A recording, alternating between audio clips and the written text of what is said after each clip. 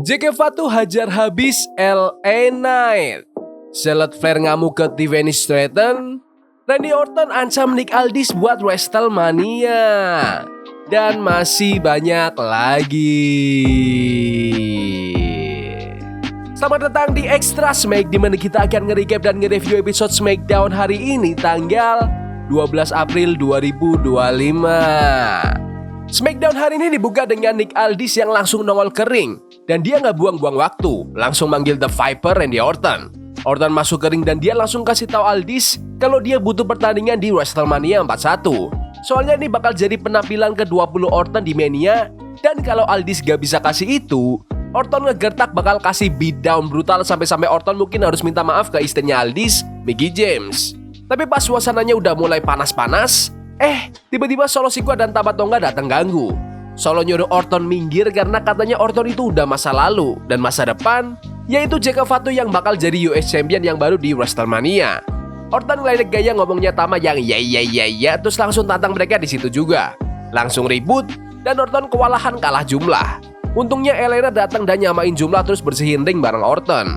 Elena langsung ambil mic dan bilang kalau Solo udah banyak bacot, sekarang waktunya adu jotos. Dan pertandingan tag team resmi untuk acara utama antara Randy Orton dan LA Knight melawan Solo Sikoa dan Tama Tonga. Segmen pembuka yang solid, Tish Nick Aldis bakal gulat lagi tuh keren sih, soalnya dia belum pernah tanding di WWE. Mudah-mudahan dikasih kesempatan. Lanjut, kita punya pertandingan Women's Tag Team Gauntlet dan hadiahnya tiket emas ke WrestleMania. Ronde pertama, Bayley dan Lyra Valkyria lawan Shayna Baszler dan Zoey Stark. Bukaannya langsung keras. Zoey dan Shayna bahaya banget, tapi Bayley yang udah berpengalaman plus Lyra yang lincah berhasil memenangkan ronde pertama. Ronde kedua, lawan Natalya dan Maxine Dupri. Maxine kelihatan makin jago, bahkan sempat ngeluarin versi reverse dari Caterpillar. Tapi di akhir, Bayley berhasil counter sharpshooter ke pin cradle untuk memenangkan ronde kedua. Muka Natalya kelihatan kesal banget. Ronde ketiga, lawan Katana Chance dan Kayden Carter. Pertandingannya cepat, penuh aksi akrobatik, tapi Lyra ngeluarin Nightwing Sit Out Slam untuk maju ke ronde berikutnya. Ronde keempat, lawan Michin dan B-Fab. B-Fab datang dengan semangat yang membara, Michin hampir aja ngepin Bayley. Tapi Bayley berhasil balikin keadaan dan ngehajar pakai Rose Plan untuk lanjut ke ronde terakhir lawan Piper Niven dan Alba Fire. Dan ini ancaman paling serius. Disupport sama Chelsea Green, Piper dan Alba langsung brutal dari awal. Power mereka benar-benar gila. Piper ngajar pakai Bossman Slam, Alba nambahin Senton Bomb. Tapi Bayley dan Lyra nggak nyerah. Bayley ngajar pakai Rose Plan, Lyra lanjut dari top rope dengan leg drop ke belakang kepala untuk memenangkan pertandingan. Tapi belum sempat nafas, Liv dan Raquel langsung naik ke ring, nyamperin dan nunjuk ke logo WrestleMania. Pertandingan Gauntlet wanita yang seru banget. Dari semua tim, emang paling masuk akal Bayley dan Lyra Valkyria yang menang. Bayley itu bintang yang gede, sedangkan Lyra itu Women's Intercontinental Champion. Jadi pairing mereka buat ke WrestleMania itu pas banget sih. Joe Tessitor kasih update kalau Charlotte Flair dan Tiffany Stratton kena sanksi karena kekacauan minggu lalu. Bahkan katanya hari ini ada kejadian gak enak lagi, sampai Charlotte disuruh pulang. Damian Priest muncul, tapi tiba-tiba diserang dari belakang sama Drew McIntyre. Drew bilang tiap kali dia disabotase, Damian yang malah untung. Nah sekarang waktunya balas dendam. Drew ngumumin dia udah 100% fit dan siap buat Sin City Street Fight. Terus Damian balik lagi dan mereka langsung adu jotos. Security sampai harus pisahin. Damian sempat unggul tapi Drew main kotor.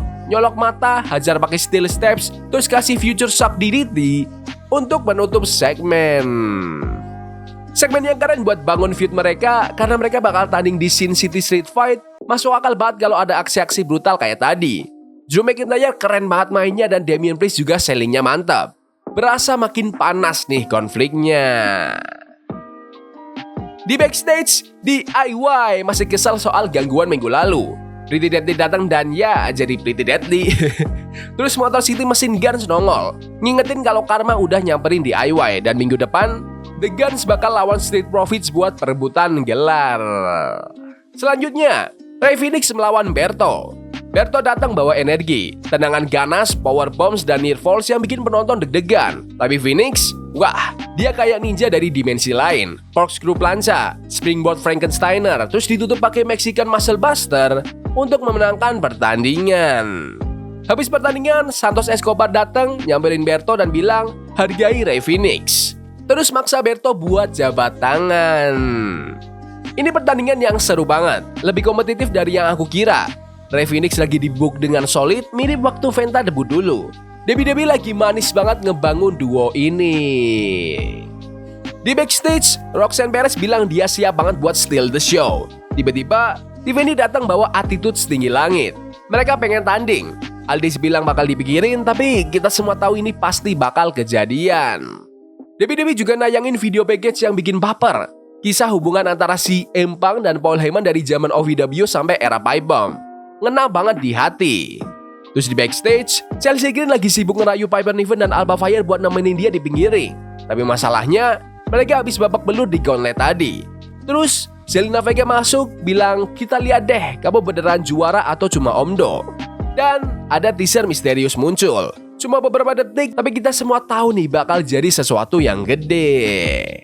Next match, Chelsea Green melawan Zelina Vega. Dan ini pertandingan aneh banget. Chelsea ngedropkick Zelina keluar ring, terus langsung mode karennya aktif. Teriak-teriak ke komentator, nyariin secret hairpiece-nya. Tapi pas lagi sibuk ngedrama, dia malah kalah karena count out. Cepet banget, gak tahu deh itu emang rencananya gitu atau gimana. Kayak Zelina Vega sempat jatuh agak keras ke meja komentator mungkin, terus Chelsea kehitung out. Bisa jadi kebetulan, bisa juga emang skenarionya begitu. Agak aneh sih.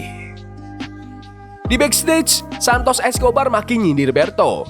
Bilang kalau Santos malu dan kecewa. Terus bilang ke Angel, ayo kita ucapin selamat ke Rey Fenix. Tapi pas mereka jalan, Andrade muncul. Dia coba jadi orang baik, nyemangatin Berto. Tapi Berto langsung jutek, bilang urusin urusanmu sendiri. Lanjut ke promo Naomi dan Jade Cargill. Naomi langsung nyerang duluan, dia bilang Jade itu snake. Dan persahabatan mereka itu cuma pura-pura. Sejak ngecederain Jade, Naomi udah makin deket sama Bianca. Dan sekarang, dia udah muak sama loyalitas yang palsu. Jade gak kalah pedas. Dia bilang Naomi itu insecure dan takut digantikan. Terus ngatain kalau glow atau sinarnya Naomi mulai memudar dan dia harus sadar kalau Jade udah bukan rookie lagi. Ring dipenuhi sama semua versi sabuk WWE Championship sepanjang sejarah. Visualnya gila banget, berasa sakral. Cody Rhodes keluar dan langsung angkat betapa pentingnya gelar WWE ini. Bukan cuma buat dia, tapi buat generasi berikutnya. Terus, Cody langsung nyebut nama, John Cena. Katanya Cena pengen ngambil semua itu dari mereka. Cody nyinggung sabuk spinner, nama Eddie Guerrero, dan bilang mungkin ini satu-satunya momen dia bisa ngajarin Cena pelajaran. Dan ditutup dengan bilang, waktunya Cena hampir habis, tapi waktuku belum. Sabuk WWE ini abadi, ini akan selalu menetap di sini. Tetap bersama kita. Ini promo yang khas Cody Rhodes banget. Babyface, penuh passion, dan benar-benar ngena. Plus, ngelihat semua versi sabuk WWE di satu ring tuh nostalgia maksimal. Backstage bareng Byron Saxton, The Street Profits nongol bawa aura percaya diri kayak biasa. Bilang Motor City gak bakal bisa ngalahin mereka minggu depan. Tiba-tiba muncul The Miz dan Carmelo Hayes. Yes, mereka nyebut timnya Oshim atau Melodon Miz. Miz lagi panas-panasnya, kesal karena gelar tag team belum masuk ke WrestleMania. Dia bilang, dia lagi ngejar gelar tag team ke-10 bareng Melo, dan mereka juga pengen nantang The Street Profits. Lanjut ke Tiffany Stratton melawan Roxanne Perez. Keduanya tampil maksimal, teknikal, serangan keras, dan mainin psikologi di dalam ring. Roxanne fokus banget ngerusak tangan Tiffany, tapi Tiffany balas pakai Spinebuster dan ditutup dengan jurus pamungkasnya Prettiest Moonsault Ever untuk memenangkan pertandingan. Tapi tiba-tiba Charlotte Flair datang, langsung brutal, ditabrak ke ring post bahkan dibanting ke meja komentator. Wade Barrett sampai turun tangan dan ngingetin Charlotte, berhenti atau kamu bisa dipecat. Pertandingan ini keren banget buat nunjukin kualitas Tiffany Stratton sebagai sang champion. Roxanne Perez, gila, dia salah satu yang terbaik di roster wanita saat ini. Tiffany juga jago nge-sell serangan dan bikin comeback-nya terasa legit. Dan Charlotte Flair, wah, mode psycho-nya akhirnya diaktifin. Main event time, Randy Orton dan LA Knight melawan Solo Sikoa dan Tama Tonga. Tim Babyface tampil solid banget, kombinasi veteran sama crowd favorite. Solo dan Tama nunjukin betapa bahayanya mereka, nahan Orton dan mukulin dia habis-habisan. Tapi pas LA Knight dapat hot tag, energi langsung meledak dan LA Knight berhasil bantingkan BFT untuk memenangkan pertandingan. Belum selesai. Jacob Fatu datang, langsung super kick ke LA Knight, running senton, headbutt, hip attack, terus double jump moonsault. dan satu lagi double jump moonsault untuk menutup SmackDown hari ini. Pertandingan main event-nya seru, walau nggak lama-lama amat. Intinya tuh buat nunjukin seberapa ngerinya Jake Fatu. View dia sama Elena tuh emang butuh lebih bumbu, dan serangan ini jadi cara gampang buat nambah tensi.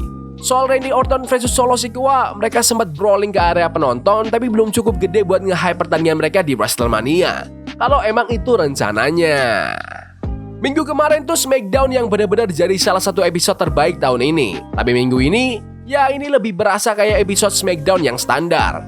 Masih oke, masih tetap nge-push storyline WrestleMania juga, dan itu udah cukup buat bikin SmackDown hari ini jadi bagus aja. Tapi menurut kalian gimana SmackDown hari ini? Bagus? Gak bagus? Komen di kolom komentar. Yaudah gitu aja video hari ini. Jangan lupa like dan subscribe ke channel ini, karena aku pengen 15.000 subscriber sebelum WrestleMania. Tolong bantu. Yes boy, see you. Now is a game we play incognito, forbidden fire on Nico, burning for love we can hold, I wish we were impossible. Yeah, we play incognito.